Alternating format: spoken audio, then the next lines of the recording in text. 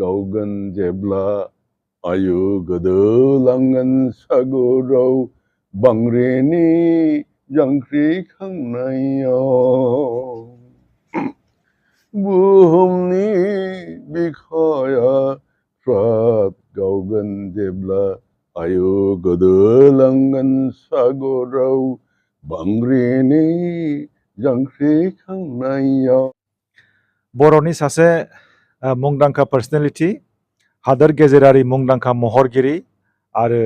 आरिमु जारिमिनगिरि डक्टर जनक झंकर नार्जारी बिथांनि सोलोंथायारि दावबायनाय आरो समाजाव होलांनाय माखासे बिहोमा बेनि बागै जों दिनै मिथिनो नाजागोन। बिथांनि गावनि गोहोखौ लानानै इन्टारनेशनेल लेभेलाव सोरजिबोनाय माखासे आर्ट बेफोरनि खौरांखौ मोननानै साफ्रोमबो फरायसाफ्रा थुलुंगाखांगोन होननानै आं मिजिंथिदों। सार, गिबियाव नों सारनि जि एडुकेसन जार्नि आरो समाजाव होलांनाय बिहोमा बेनि बागै जुदि जोंनो फोरमायोबा जोङो गोजोननाय मोनगोन। आं खामानि मावनाया समाजनो अबदाननि थाखाय सानालाबानो मावनाय जादों आरोखि। बे आंनि क्रिएटिभ एनार्जि माने आर्ट आरोखि सिंनिफ्राय आंनि जे माबा सृष्टि खालामनायनि थाखाय आंनि जे इच्छा बिसो प्रधान आरोखि आसल आरोखि। बे नङा आंहा बे सृष्टिनि उद्देश्यआ समाजखौ सेबा खालामनायनि बेफोर बाथ्रा आंनि कनसेप्टआव गैयामोन आरोखि। खिन्थु आंहा आंनि कनसेप्टआ जादों आंहा क्रिएट खालामनांगौ बे बिथरनिफ्रायनो जांख्रिखांनाय आरो बेयो माने बेबादिनो फैनाय आरोखि। सुतरां बे आंनि स्ट्रागल लाइफ जार्नि जोनोमनिफ्रायनो स्ट्रागलिं डेफिनेटलि बे समाव आंनि जोनोमा आं एक्सेप्ट खालामो 1943 माने 1943 आरोखि। एकटु खेलिमेलि दङ आफानि दारियाव आंनि जोनोम दिनखौ लिरनाय जायो। बयनिबो लिरनाय दङ, आंनिखौ लिरनो बावदों। आरो स्कुलाव एडमिसन होनाय समाव हेडमास्टारा गावनि इच्छा मथ' मोनसे डेट होदों, बेखौबो आं मिथिया मा डेट होदोंमोन। उनाव जगदीश ब्रह्मआ जखन प्रिन्सिपाल जानानै फैयो हायार सेकेन्डारि माल्टिपार्पास स्कुल आरम्भ जानाय समाव आरोखि। बे समाव आं क्लास 8 এবং बे डिसिप्लिन डिभाइड आरोखि। साइन्सआव सोर साइन्सआव थांगोन, जों आर्ट्सआव थांगोन। बेनि फाइनालि आं आर्ट्सआवनो, जदिव जगदीश ब्रह्मआ प्रिन्सिपाला आंखौ खुब इनसिस्ट खालामदोंमोन साइन्सआव थांनो थाखाय, खारन आं अंकआव खुब मोजांमोन आरो साइन्स साबजेक्टफ्रावबो मोजांमोन। बिनिफ्राय इनसिस्ट खालामदोंमोन। ओमफ्राय आंनि बिदा सरनदाखौबो बुंहरदोंमोन जनकखौ एडभाइस खालाम, बे जाहाथे माबा लायो साइन्स लानानै फोरोङो आरोखि। सरनदाबो मोनसे लाइजाम लिरनानै हरदोंमोन, साइन्स लानानै फरायोबा केरियार दङ, भबिष्यतआव स्कप दङ, साइन्स लानानै फराय। खिन्थु फाइनालि जगदीश ब्रह्मआ आंखौ एप्टिटिउड टेस्टआव जिरायहोदों। लिरदों, आधा घन्टासो लिरनानै आं कुइट खालामदों, नागारनानै ओंखारबोदों आरोखि। मोजां मोननाय बिसया जादों मेइनलि आर्ट, लिटारेचार, फाइन आर्ट आरोखि, बा बेबो पारफर्मिं मिउजिक, पारफर्मिं आर्ट बेफोरावसो आंहा इन्टारेस्टमोनथ'। ओमफ्राय आं आर्टआव फैनानै मथा मथि जे बे समाव কিছু টিচাर्सफोर फैदोंमोन, मोजां मोजां टिचार, नाटककार, नाट्य बेक्ति आरोखि। ओमफ्राय मिउजिशियान, बे जारै टिचारफ्रानो आरोखि हाइलि क्वालिफाइड। आपार आसामनिफ्राय फैदों, बेंगलनिफ्रायबो साइन्स टिचार्स फैदोंमोन, माबानि जादवपुर इउनिभार्सिटिनिफ्राय पास खालामो साथाम। खुब मोजां टिचिं फेकाल्टि दंमोन आरोखि बे समाव। दा बे एनभाइरनमेन्टआ एथ' मोजांमोन आरोखि। बे समाव बे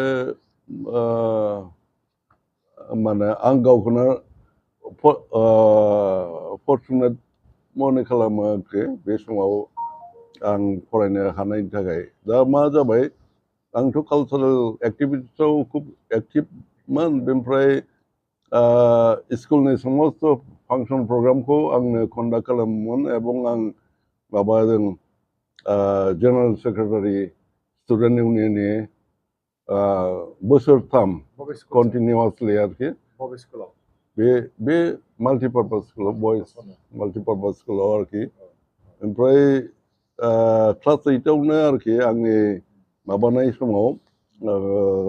कन्टेस्ट खालामनायनि थाखाय बे फर्म फिलआप खालामनांगौ नमिनेसन फर्म बाव आंनि नामा जनक कुमार नार्जारिमोन आरोखि जगदीश ब्रह्मआ नायबाय प्रिन्सिपाल आरोखि गेजेरनि कुमारखौ दाननानै झंकार लिरनानै होबाय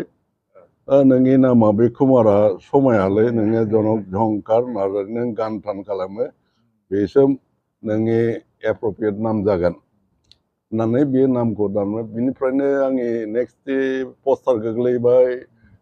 सेक्रेटारिनि पस्टार गोग्लैबाय मबाय जनक झंकार नार्जारि बिनिफ्रायनो आं जनक झंकार हिसाबै परिचित उनाव हायार सेकेन्डारि परिखा जानाय समाव आंनि नामखौ एफिडेभिट खालामनांगौ जाबाय आवगायाव अरिजिनेल नामा जनक कुमार नार्जारिनिफ्राय जनक झंकार नार्जारिनि एफिडेभिट खालामनांगौ बाव उकिला बर' उकिल परिचित उकिल नायनानै बुंबाय बे नोंनिया बयसआथ' अनेक बेसे दङ बे नोंनि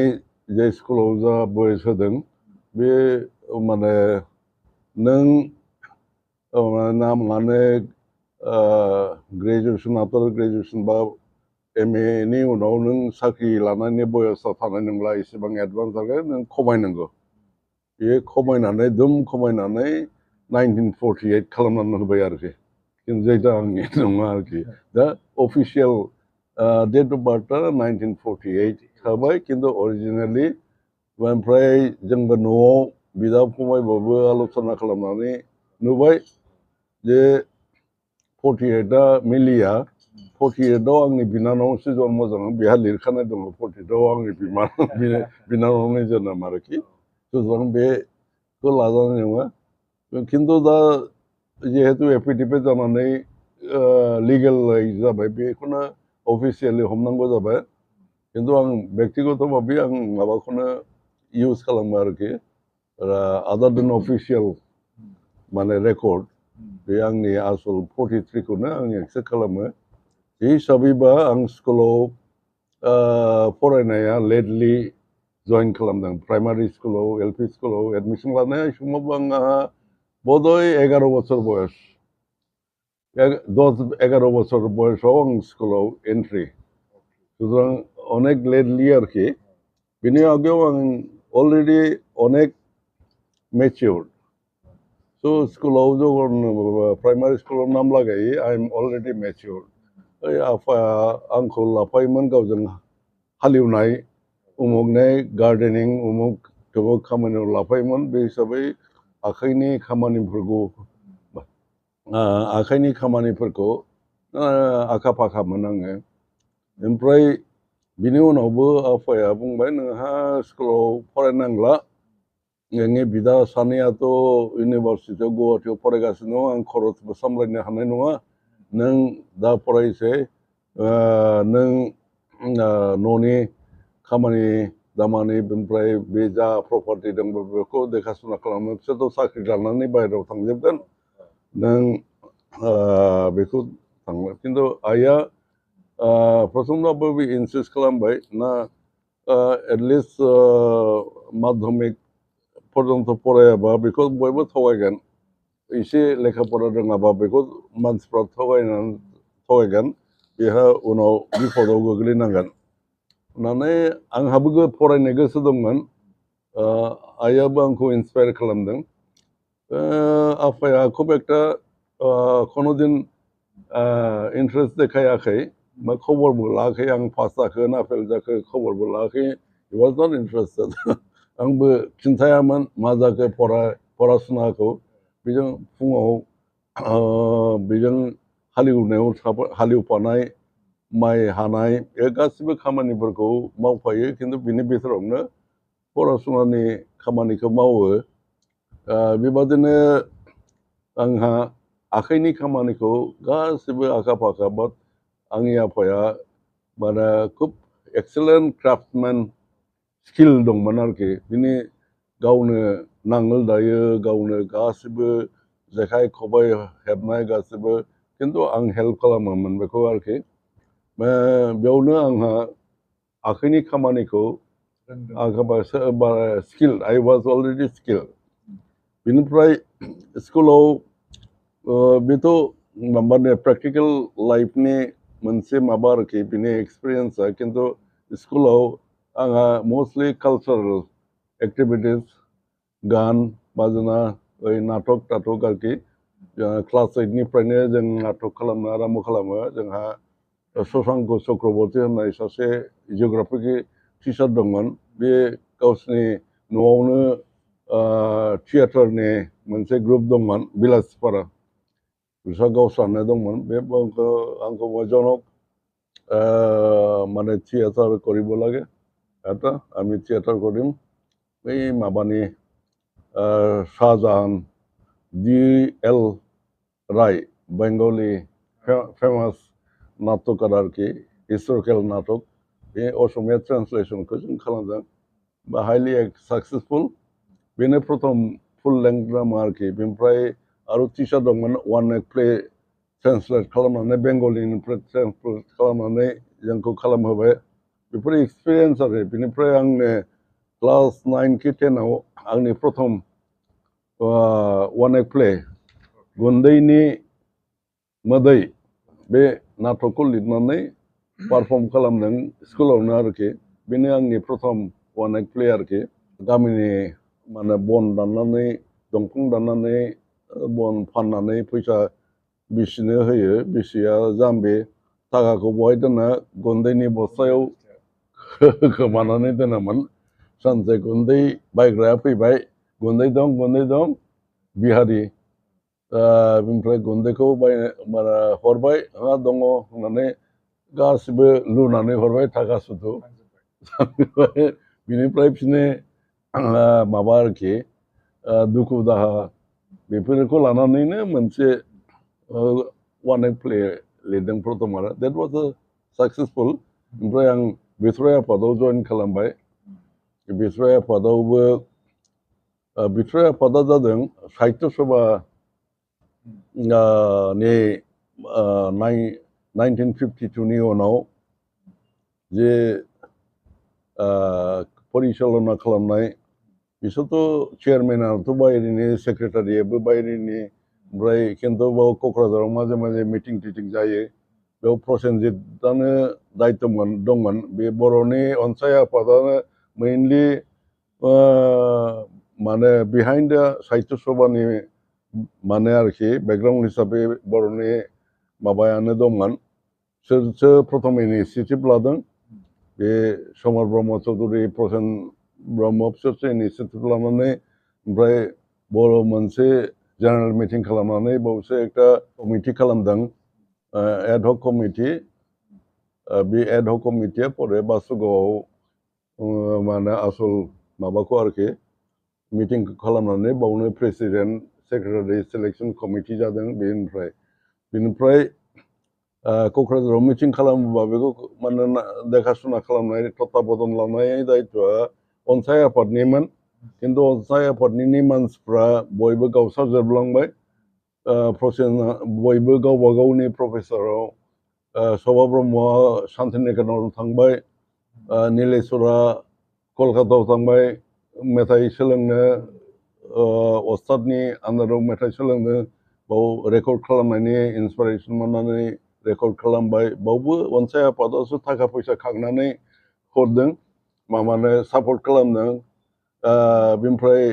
साहित्य सभायावबो बिसोर मावदों मावनानै ओमफ्राय मा जाबाय प्रसेनजितआ हारसिंनि जाबाय प्रसेनजितआबो माबायाव शान्तिनिकेतनाव थांदोंमोन बे सह ब्रह्म आरो प्रसेनजित ब्रह्म सानैबो 1952 सालाव शान्तिनिकेतनाव फाइन आर्ट्स फरायनो खिन्थु एक बोसोर उनावनो बिमा थैदों प्रसेनजितनि बिमा थैलांनायाव बेखौ न'आव लिंहरफिनदों आरो कन्टिनिउ खालामनाय जायाखै आरोखि दा एक बोसोर बाव शान्तिनिकेतनाव खिन्थु बे छबि आखियो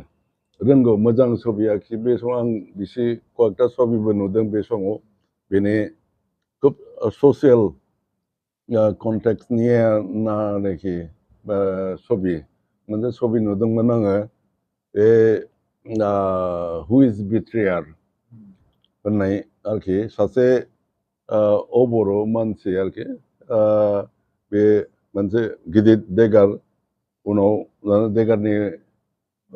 माबायाव जिरायदों देगारसाव आरो सासे बर' हिन्जावा बेनो माबा भिक्षा होदों माइरं भिक्षा होदों आरोखि आरो बेखौ बे छबि आखिदों आरो टाइटेला जादोंमोन हु इज बिट्रेयार आरोखि बेनिफ्राय सुतरां बेबो छबि आखियोमोन प्रसेनजित ब्रह्मआबो दाबो दङ होनो मोजाङै जत्न गैया आं खबर लादोंमोन किसु छबि दङ गावसोरनि फेमिलिनि बिथोराव दङ आरोखि बे माबायावनो बनलक्षिनि न'आवबो दङ आं नागिरनानै दोननो थिनदों समाय मोनोबा गुवाहाटियाव थाङोबा नायनो होननानै आरोखि दा बिनिफ्राय बे साहित्य सभानि मिटिं सालायनायनि मानसिफोर गैया होमबा प्रसेनजितआ सानबाय जोंनो यां ग्रुप नांगौ ओमफ्राय क्लास 10आव फरायनाय 9आव फरायनाय सेंग्राफोरखौ लाबोनानै बे सानबाय मोनसे स्टुडेन्टस क्लाब आरोखि बिथराइ आफाद मेइनलि लिटारेरि बर' लिटारेरि एन्ड आर्टनि club Arokhi literary and cultural club बिथराइ आफाद बेखौ दाबाय बियो प्रथम दानाया दा बे बधय 53 सालनिफ्रायनो 1953निफ्रायनो स्टुडेन्टफोरखौ लाफादों आरोखि ओमफ्राय सानदोंबो खिन्थु फाइनालि बेखौ फर्मुलाइज रेजिस्ट्रेसन हयथ' आरो एकटु उनाव जादों से 56 नागाद बिनि रेजिस्ट्रेसन जादों प्रसेनजित ब्रह्म जगदीश ब्रह्म जगेन चौधुरी होननाय महिनी महन ब्रह्म दंमोन माने एडभाइजारि कमिटियाव दंमोन ओमफ्राय लासैनो बे अनसाय आफादा गोमोरलांबाय आरो बे ट्रेन्सफरमेसन आरोखि अनसाय आफादनिफ्राय बिथराइ आफाद ट्रेन्सफरमेसन आरोखि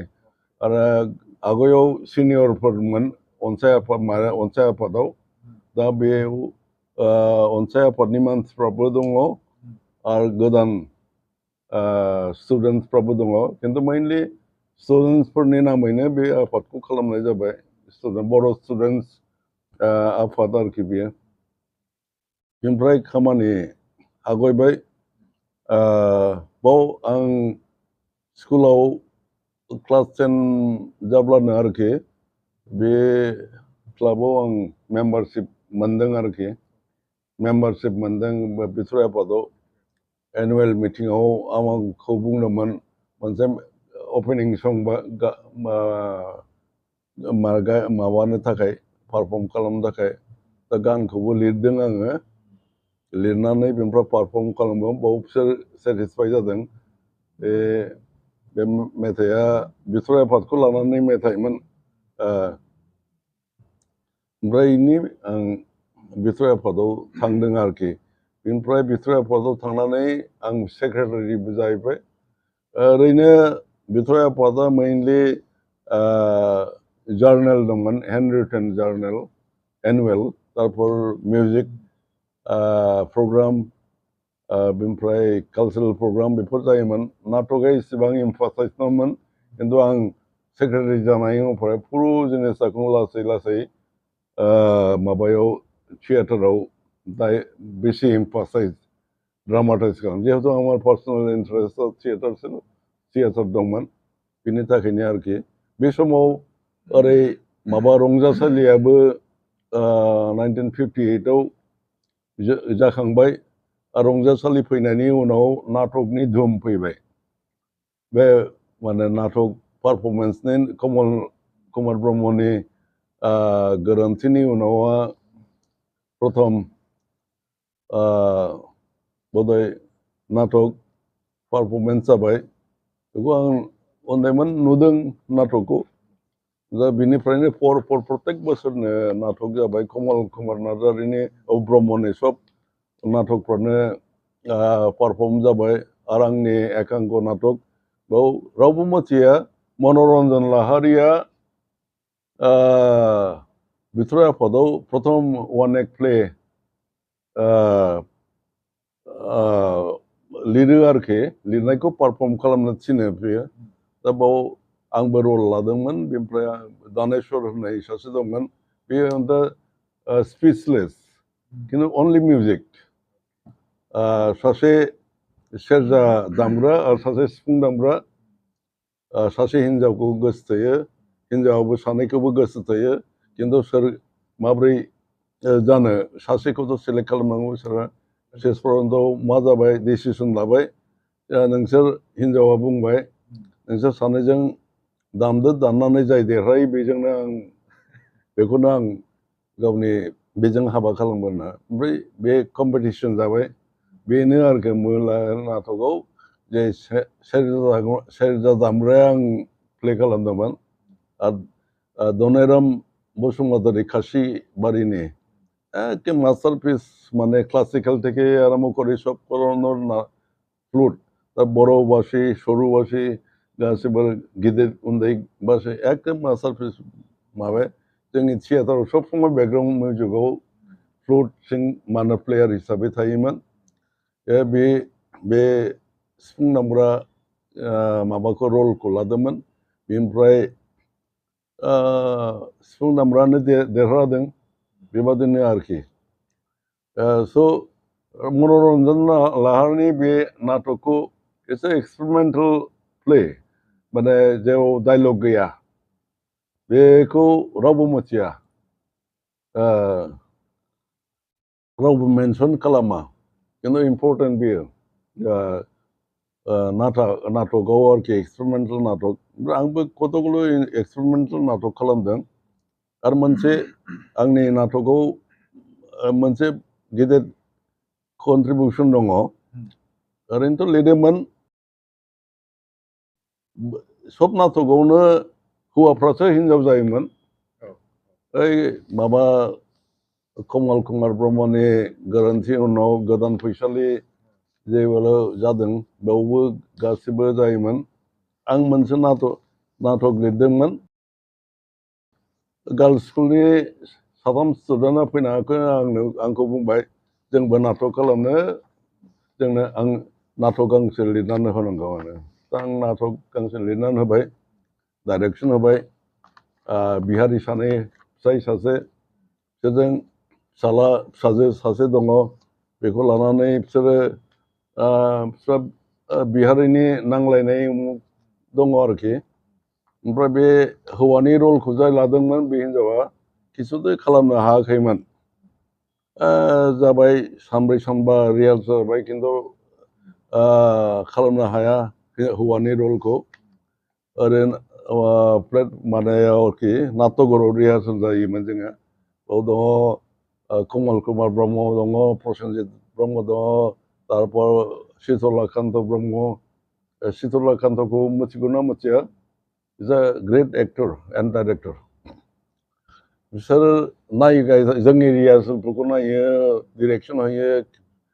कारेक्सन खालामो दा शेष पर्यन्त आं डिरेक्सन होदोंमोन बे नाटकखौ आंनो फोरोंगासिनो दंमोन ओमफ्राय हाया बिसोरो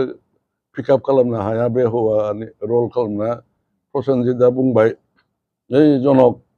बे हौवानि रलखौ नोंनो खालाम बयबो क्लेप्स होबाय बे आरो बिनिफ्राय बे आं हौवासा जाहैबाय बिसोर हौवाजों बे प्रथम क' एक्टिं बर'नि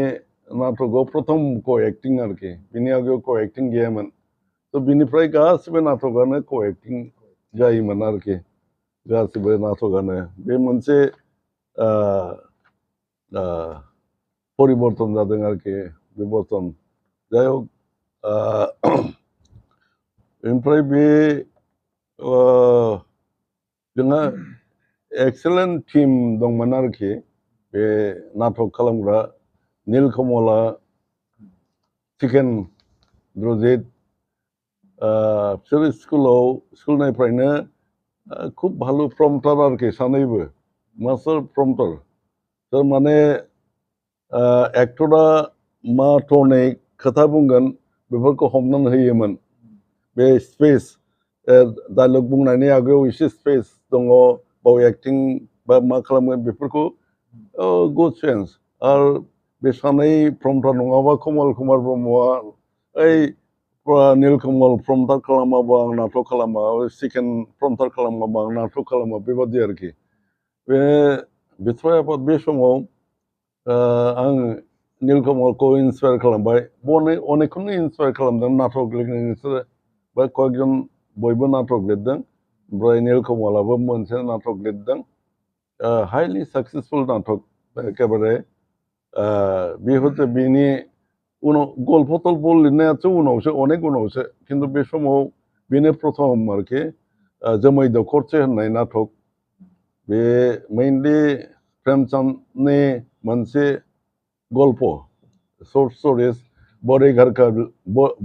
का लड़की होननाय मोनसे प्रेमचन्दनि गल्प दङ जों स्कुलावसो जोंनि पाठ्य पुस्तकमोन बियो बेखौ लानानै बे नाटक खालामदों खिन्थु नाटकआ अत एक्सेलेन्ट नाटक एक्टिं टेक्टिं सब माने बे कয়েকবার अनेकबार माने पारफरमेन्स जादों बेयो खिन्थु बेखौ रावबो मेनसन खालामा नीलकमलनि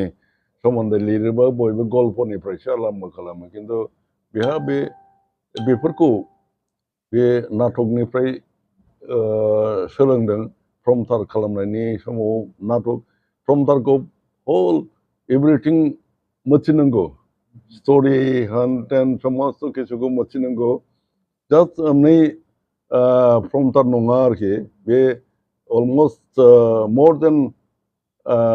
माने कि ड्रामाटिस्ट बा डाइरेक्टर बेहा सेन्स थानांगौ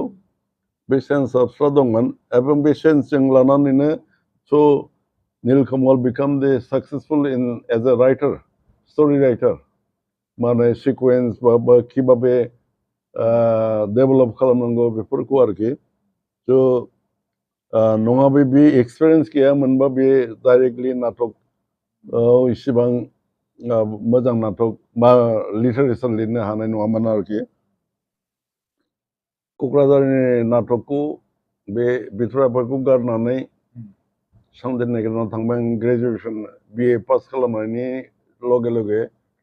शान्तिनिकेतनाव थांबाय आङो बाव प्रथम पेइन्टिं खालामखायोमोन आङो दा पेइन्टिं सोलोंनोसो थांदोंमोन खिन्थु उनाव रामकिंकर बैस होननाय सासे माने आरोखि स्काल्पटर पायनियार मडार्न इन्डियान स्काल्पटरखौ आं मोनदों बाव टिचिं खालामोमोन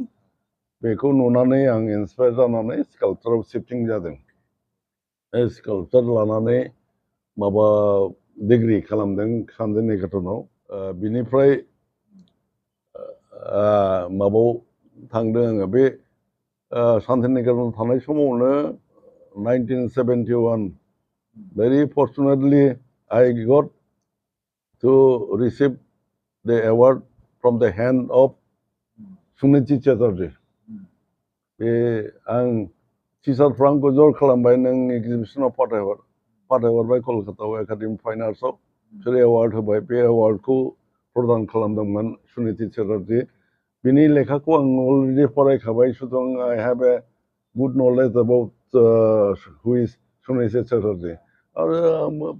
सामना सामनि बिनिफ्रायनो एवार्ड लानानै आं I feel very proud बेथ' सौभाग्य आंनि that was the first award आरोखि ओमफ्राय आं शान्तिनिकेतनाव सेस खालामनानै बर'दाव मास्टार डिग्रि खालामहैबाय स्काल्पचार लानानैनो 2 बोसोर नेशनेल स्कलारशिपबो मोनदोंमोन बोरे MFA खालामनो थाखाय बिनिफ्राय बेखौ फोजोबबाय फोजोबनानै आबार UGC फेल'शिप लानानै 4 बोसोर PhD रेजिस्ट्रेसन खालामनानै रिसार्च खालामदों खिन्थु 4 बोसोराव सेस खालामनो हायाखै उनाव कन्टिनिउ खालामनानै बिश्वभारतीयाव साख्रि लानायनि उनावसो आं PhD खालामनो हादों आरोखि बिनि इन बिटुइन आं माबायावबो साख्रियाव हाबनानै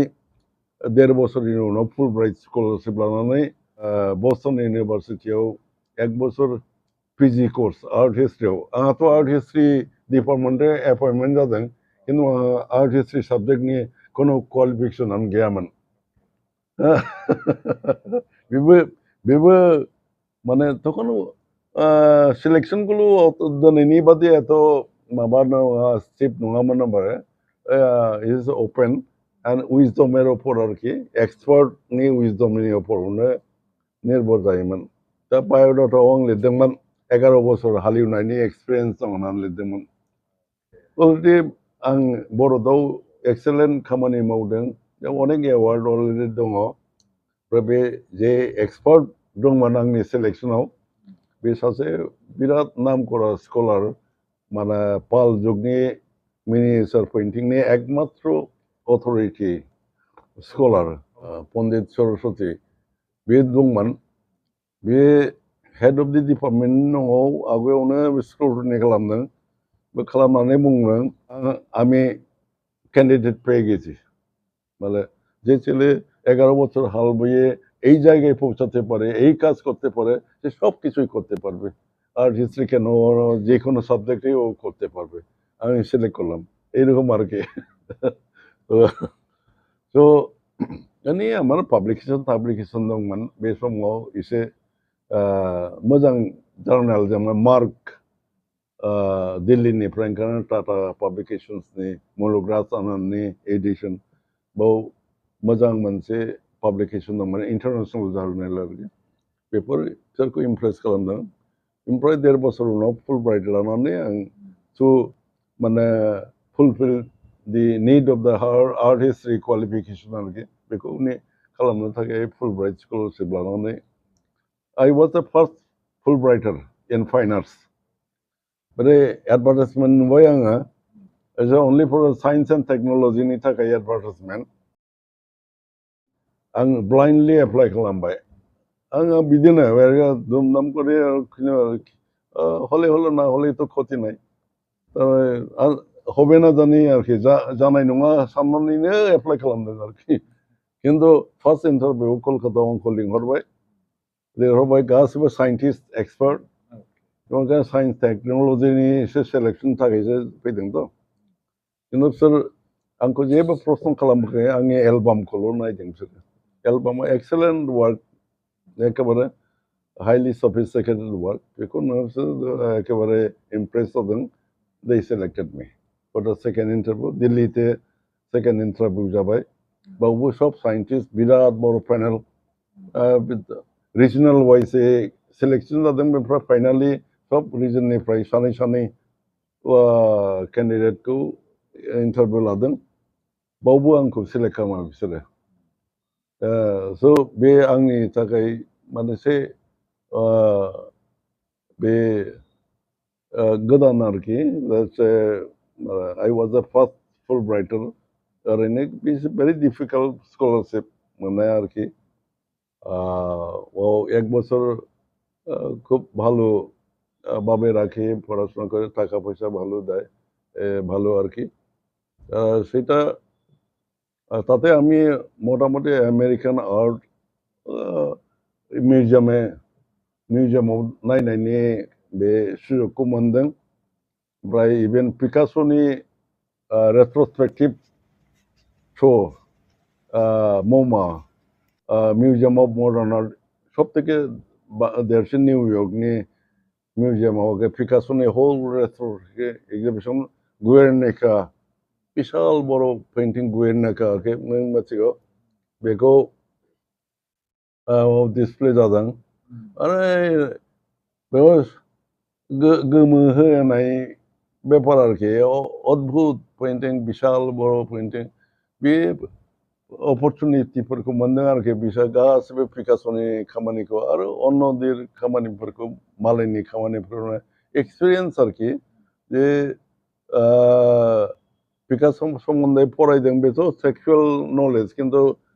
भिजुअल अरिजिनेल पेइन्टिं नुबासो बे कमप्लिट जायो नङाब्लाथ' जाया बेफोर एक्सपिरियेन्सखौ लानानै इन्डियायाव फैफिनबाय आङो बाव आंखौ आइ got the job in Boston स्कुलाव मोनसे साख्रि मोनदोंमोन आङो ओमफ्राय आं सानबाय आमेरिकायाव साख्रि खालामनायाथ' आंनि माबा नङा गल नङा आंनि उद्देश्य नङा आइ वान्ट टु डु सामथिं खिन्थु आमेरिकायाव आं खालामनांगौ खामानि गैला बे बिसोरो आर्टआव अनेक माने उथु गोजौसिन एचिभमेन्ट अलरेडि मोनखाबाय आं मा खालामनो बिसोरनि थाखाय खालामनो आंहा जेबो खामानि गैला गावस्रा खालामखाजोब्बाय खिन्थु इन्डियायाव अनेक खामानि दङ मावनो बे आं इन्डियायावसो थांनानै खामानि मावनांगौ होननानै आं फैफिनदों आरोखि थ' इन्डियायाव खामानि मावनो थाखाय आरोखि दा बेनिफ्रायनो इन्डियायाव आंनि फार्स्ट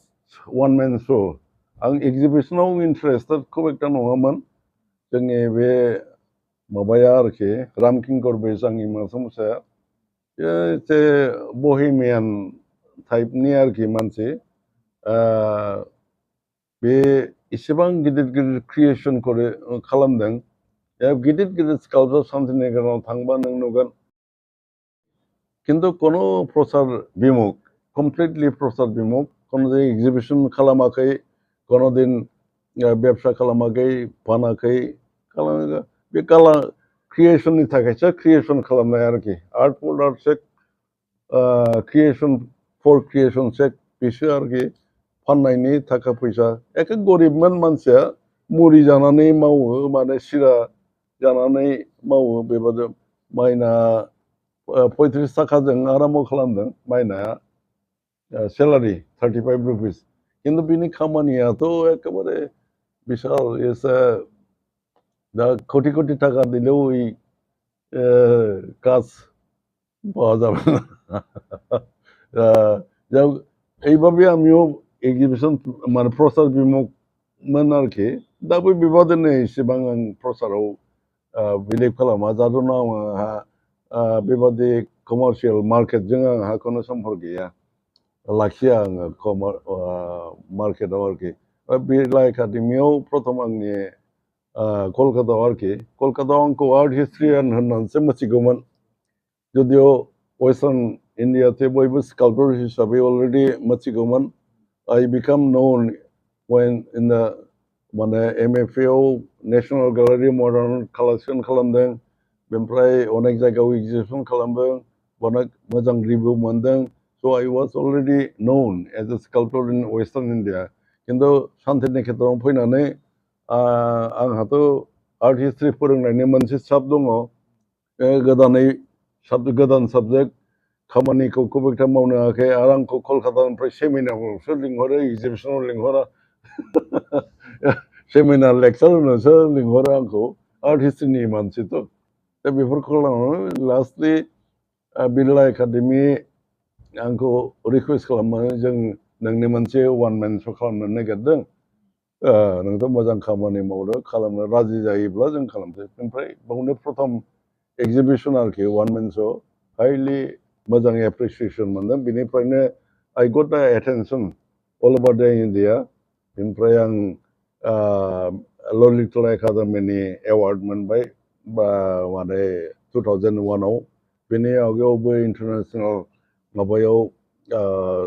बे केम्पआव जइन खालामबाय इन्डियाते बेनिफ्राय फार्स्ट साउथ करियायाव आं प्रथम इनभाइटेसन मोनदों माने स्काल्पचार मनुमेन्टेल स्काल्पचार गिदिर स्काल्पचार खालामनायनि इन्टारनेसनेल सिम्प'सियाम होनो केम्प आरोखि बाव बिसोर हयथ' একটা केम्पआव 20 जन 20 पार्सन्स 20 स्काल्पचार्स इनभाइट खालामो বিভিন্ন देशनिफ्राय 15 to 20 स्काल्पचार्स बेखौ एक मास बिदिनो गिदिर गिदिर अन्थाइ होयो मेसिन होयो इनफ्रास्ट्राक्चार होयो आर्टिस्टफ्रा मावनांगौ आरोखि मावनानै दानांगौ अन्थाइजों ग्रेनाइट अन्थाइ जि होदोंमोन जों गिदिर मोनसे स्काल्पचार खालामदों बाव साउथ करियाव बे बिदेशाव प्रथम बिनिफ्राय बेयावनो अनेक बिदेशि आर्टिस्टफोरजों जगाजग जाबाय बिसोर मोजां मोनबाय आंखौ आंनि खामानिखौ मोजां मोनबाय इटालियाव नेक्स्ट 6 मासनि उनावनो आं इटालिनिफ्राय इनभाइटेसन मोनबाय ओमफ्राय इटालियाव थांबाय बिनिफ्राय नेक्स्ट जार्मानियाव माने इज कानेक्सन जालांबाय आरोखि चेइन माने मात आरोखि माने जार्मानिनिफ्राय बेनिफ्राय थाइलेण्डआव एखेबारे 45 फिट हाइटनि सबथेके आंनि लार्जेस्ट टलेस्ट स्काल्पचार आरोखि थाइलेण्डआव सिलजों बानायनाय लहाजों बानायनाय पेइन्टेड कालार महाराजानि मोनसे नতুन पार्क खालामदोंमोन बिशाल बरफ इन्टारनेसनेल पार्क आरोखि बाव बिसोरो 30 जन स्काल्पचारफोरखौ इनभाइट खालामनानै बे गार्डेननि थाखाय स्काल्पचार खालामहोदों ओइ एबाभ 20 फिट बयनिबो आंथ' 45 पर्यन्त थांदों ओमफ्राय चाइनायाव ग्रेनाइटनि आरोखि ब्लेक ग्रेनाइट बे 20 फिट बे एक मास खिन्थु एक मासजों रावबो बे खामानिखौ सेस खालामनो हाया बयबो गिदिर गिदिर मावदों बिसोर मा खालामो बिसोर मेकेट माने मडेल बिहरो आरोखि फिनिश मडेल बिहरो बिनि मेजारमेन्ट बिहरो लांनानै गावसोरनि माबाजों एसिस्टेन्टफोरखौ बेखौ राफलि साम एक्सटेन्ट मावो आरोखि आर्टिस्टफ्रा थांनानै बे फाइनाल फिनिशिंखौ खालामनांगौ बेल' आरोखि ओमफ्राय बे स्काल्पचारा एवार्ड मोनदों आङो आंनि चाइनानिया माने बिसोर आंनो एवार्ड होदों it's a big amount of द एवार्ड बिसोरना अबयसे चाइना बा फार इस्टआव आरोखि माने आर्टनि भेलुआ अनेक बेसे बा आर्टिस्टफोरखौ बिसोर अनेक बेसे भेलु होयो एखेबारे 7 स्टार हटेलाव दोनो जेराव प्रेसिडेन्ट फैनानै थाफैयो बे हटेलाव दोनो बेसेबां जानो जा बेसेबां एन्जय खालाम बेबादि आरोखि आरो अनेक पार्टि थार्टि एथ' इन्टारटेन खालामो ना आर्टिस्टफोरखौ माने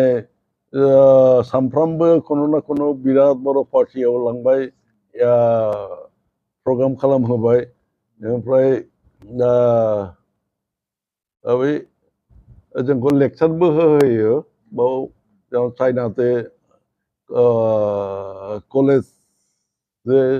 कलेजाव जोंखौ इउनिभारसिटियाव जोंखौ डिपुट खालामोमोन लेक्सार होनानै अर्गानाइज खालामो बिसोरो बेबादिनो आरोखि सुतरां इन्टारेक्सन शुड प्रेक्टिस एन्ड इन्टारेक्सन्स बेफोर जायोमोन आरोखि आरो जानाय लोंनायाथ' बुंनो नाङा एथ' ভালো ट्रिटमेन्ट जेमन बिसोर बे एक माससो मावदों बिनि थाखाय आर्टिस्टनि अनारिया माने 5 लक्ष थाखा अनारिया मा उइदाउट द ट्रेभेलिंआथ' फ्रि ट्रेभेलिं जानाय लोंनाय गासैबो फ्रि आरो प्लास अनारियाम आरो एवार्डआ 13 लक्ष थाखानि एवार्डमोन बियो इउरपआव बेबादि होआ इटालि जार्मान हेन टेन जेब्ला आंथ' थांबाय नेदारलेण्ड बेफोराव ना खुब लिमिटेड जोंनि इण्डियान मानियाव हयथ' 1 लाख कि 1.5 लाख थाखा जागोन अनारियामा बिसोरना जानाय लोंनाय ट्रेन्सपर्टेसन खिन्थु अनारियामा एसेबां मोजां नङा आरोखि आरो बेबादि लाक्जारियास माबा थानाय सब समायावनो थानाया बेबस्थाया मोजां जाया आरोखि इउरपआव एसे इक'नमिकेलि आर्टआव खम दङ फ्राय 15टा कान्ट्रियाव 24-25टा सहराव बे आंनि खामानिया दङ गिदिर गिदिर माने जे मोनसे सिटियावनो हयथ' मोनसे कान्ट्रियावनो 2टा सहराव जेनेबा मेक्सिक'आव 2 सहराव 2 खामानि दङ बा भियेटनामाव मोननै खामानि दङ इटालियाव मोननै खामानि दङ बेबादिनो आरोखि टटेल कान्ट्रिसआ about 15 countries I travel and work and बेनिफ्राय खामानिया मनुमेन्टेल बे गिदिर खामानिया आरोखि बेफोर फ्राय more than 24 sculptures बिदेशाव दङ इन्डियायावबो दङ इन्डियायाव बर'दाव दङ आंनि खामानि गिदिर बर'दाव आंनो कअर्डिनेट खालामदोंमोन किउरेटर दंमोन बोसोरनै आंनि जथ'गुलो बन्धु दं बर'दाव लाबोजोबदों आङो बिदेशनि इन्डियायाव ओमफ्राय गवालियर हेनतेन नाना जायगायाव दङ खिन्थु बेंगलाव गैया मोनसेबो खामानि गैया आसामाव मोनसेबो खामानि गैया आसामाव मोनसेबो खामानि गैया माने एवार्ड होग्रा सोर आसामनिफ्राय असमियाफोरनिफ्राय 5-6टासो एवार्ड दङ बड'लेण्डनिफ्राय मोननै एवार्ड दङ बेंगलावबो गभर्नमेन्टनिबो एवार्ड दङ बेंगलावबो खिन्थु खामानि गैया मानि थाखाय बिसोर एवार्ड होदों आं मिथिया मानि थाखाय एवार्ड होदों आंखौलाय आरो बिष्णु राभानि एवार्ड होनाय समाव आं बे माबा सनवाल दंमोन सनवालखौ माने सर মোক एवार्ड देने लगे बहुत पाइছো মোক কাম লাগে মোক কাম দিয়ক হ'ব লাগে আপোনাৰ কাম থাকিব লাগে তো আপোনাৰ কামটো অসমত নাই এইটো দুৰ্ভাগ্যজনক থাকিব লাগে এই কৰি শেষ আর কি তার